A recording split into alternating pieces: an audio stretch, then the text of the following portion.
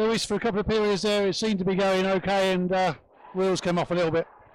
Actually, ironically, I think the third period was probably our best period, certainly offensively. I know we outshot them in the third period. It's just, I think at the end of the second, it was kind of a game where it was almost like neither team looked like they wanted to win it. And then the credit to Telford, they came out in the third and took it to another level. Obviously got a couple of PP goals there, and unfortunately we just never found it until probably 3-4-1 down.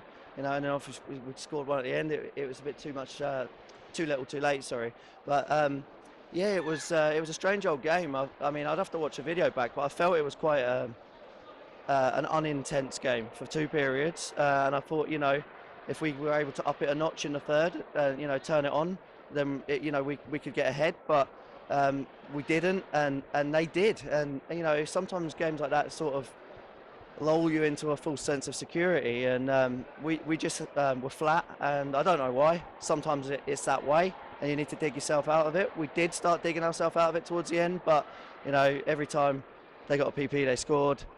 Same old story from much earlier in the season, and we're just unable to recover. You had obviously 2 minutes of 5-on-3, but it's easy for people to turn around and say it's 5-on-3, should be doing something, but Telford protect the house really, really well in that kind of situation. Just they keep you outside, and you're not going to keep taking shots from outside there. Yeah, no. I mean, the 5-on-3 has had to change, because obviously Robin was the sort of focal point on the 5-on-3 up until last weekend, and we haven't really had time to really work on anything. This week. But that's no excuse. We had a 5-on-3 for a full 2 minutes, and we weren't able to score. It's not because guys don't want to shoot. It's because guys are looking for the right opportunity to shoot. Sometimes the right play is just to hammer the thing at the net. But yeah, credit to Telford, they killed it really well. We've killed plenty of 5-on-3s this year, and given ourselves a pat on the back, or people have commented on how good of a kill it was, and fair play to them. They killed it. It was a good kill. Taylor Dickin, of course, literally straight off the plane. He's probably had a couple of hours sleep if he's been lucky today. Didn't look out of place there tonight. Obviously, he's going to need a couple of training sessions with the boys just to get up to speed. Oh yeah, it's not easy. I think we're probably all guilty of expecting a guy to turn up off a plane and go and score 2 goals like Stewie did when he came here. But that's not the norm. That's not what normally happens. The guy's just travelled halfway around the world across whatever 6 time zones. I should imagine he's not feeling great, but he's trying out there, and he'll be fine once he settles in. It's good to have him on board, and you saw flashes out there of what he's going to be able to do once he gets ready. But hopefully he'll be able to get some sort of a night's sleep tonight if his body clock will let him, and be ready for his second game in a Lightning jersey tomorrow. Come on to tomorrow. That's going to be a tough road trip up to Hull, of course. They had a night off tonight, apart from obviously playing Peterborough over there last night, but it's still going to be a tough game. It always is. Yeah, Hull are a tough team to play against, especially in their own building. We've got to go up there and we've got to be ready to battle, because it's always a battle.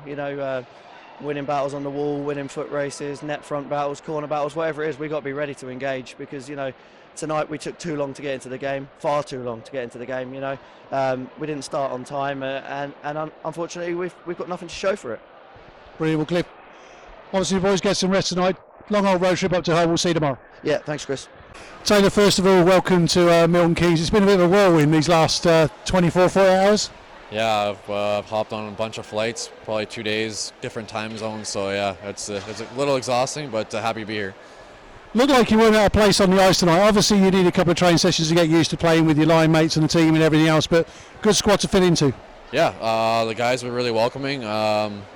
Developed a little chemistry with my line mates as the game went on. So obviously, more games, more comfort with those guys. But yeah, I'm looking forward to tomorrow's game and then the rest of the season.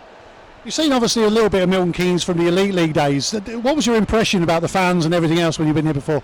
When we came here before, it was always loud, so I already knew what to expect, and I knew they support their team, and that's part of the reason I came here. You love playing in these atmospheres, and gets the adrenaline going. Brilliant. Looking forward to a road trip to Hull tomorrow as well. No comment. Well, brilliant. Listen, thanks so much for coming up to us. I know you're absolutely worn out. You probably want to go and get a few hours sleep if your body clock's going to let you, but we'll see you tomorrow. Yeah, I'm gonna sleep all night. Don't worry about that. Cheers. Thanks very much. Thanks.